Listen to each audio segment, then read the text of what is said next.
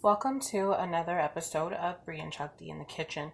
What I've gone ahead and done is I am making one of my favorite breakfast sandwiches, and that's the croissant with the bacon, egg, and cheese. So I created a bake for it because it goes a lot further than just, the typical croissant sandwich. So I went ahead and I got one of my favorite cake bundt pans, and I did go ahead and spray it with the non-stick cooking spray.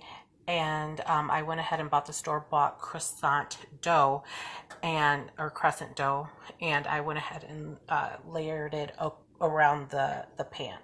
And so now what I'm going to do is I'm going to layer the cheese, just assembling it like the sandwich. Okay, so I went ahead and layered the cheese in there, and I was careful for any holes at the bottom of the pan. If you see any, just close them up as you go. Just close them up. And so at this point, I'm going to go ahead and layer in my bacon.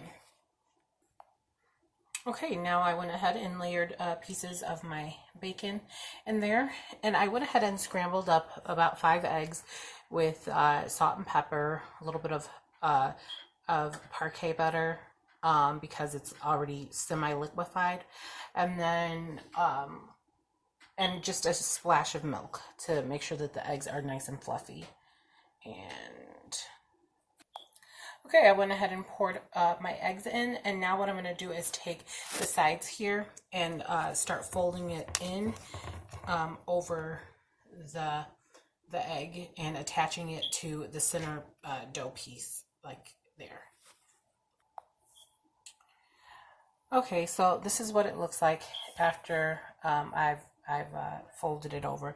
Now there is a little bit of egg on the side, but that will be fine, and that's why I say watch out for the holes, because it's very difficult very easy for that to happen. But we're going to go ahead and get this in the oven. I already preheated it to 350 degrees for about 12 minutes.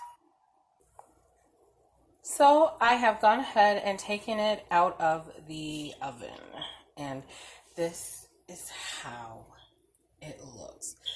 So buttery and delicious. So I'm just going to let it cool for a few minutes and then take it out of the pan, which should slide out very easily. And then I'm going to go ahead and slice it on my parchment paper and get it plated up after a while.